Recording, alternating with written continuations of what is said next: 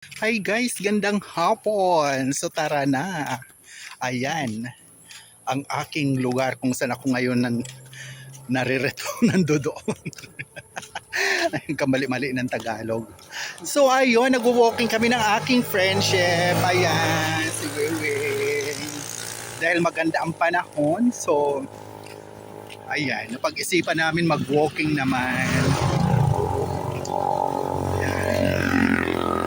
Kasi maaraw ng mga palangga, ang ganda na ng panahon. Kahapon hindi talaga maayos gawa ng may bagyo pa. So ngayon, ayan. O tingnan nyo si Haring Araw, di ba? Ang tingkad. Kaya tara na, tayo na mag-walking ng mabanat ang ating mga tuhod at mga ugat. So yun. Samahan nyo kami sa mga oras na ito ngayong alas 4 ng hapon. Tamang walking lang, tamang lakad lang. Hindi yung nagmamadali ka. I-enjoy lang natin hanggang magkaroon na ng sunset. Punta tayo doon sa aming sikat na pasyalan sa Lantawan. So yun. Ayan. Ang mga buses na papuntang Manila. DLTV.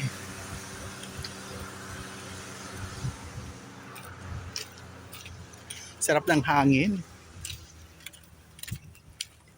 Kahit medyo mainit, masarap pa rin yung samyo ng hangin sa balat. Dahil nga, alam naman natin na magki-Christmas na. So yun, kaya ang hangin December na talaga. Ayan, tagal-tagal din namin bago makapag uli. Walking. Gawa ng tuloy-tuloy ang mga pag-ulan at bagyo dito sa amin.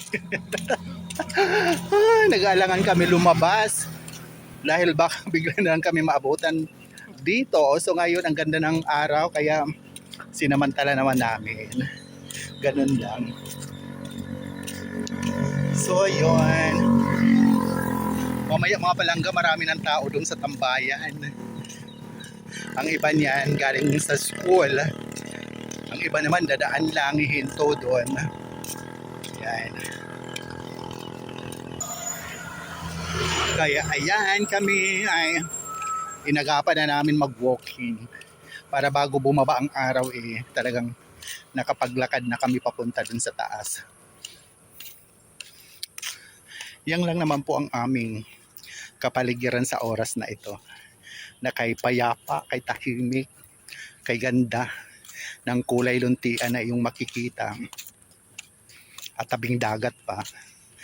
Kaya masarap mag-walking dahil ang iyong maamoy galing dagat na hangin, masarap. So yun, may nagkatuloy pala dyan. May solar man. So yan. So yun guys, muli maraming salamat sa patuloy na pagsubaybay palagi sa aking mga pupunting video sa Ramil of Your Ella Vlog. At tuloy-tuloy lang tayo doon sa taas. See you sa next video. Bye!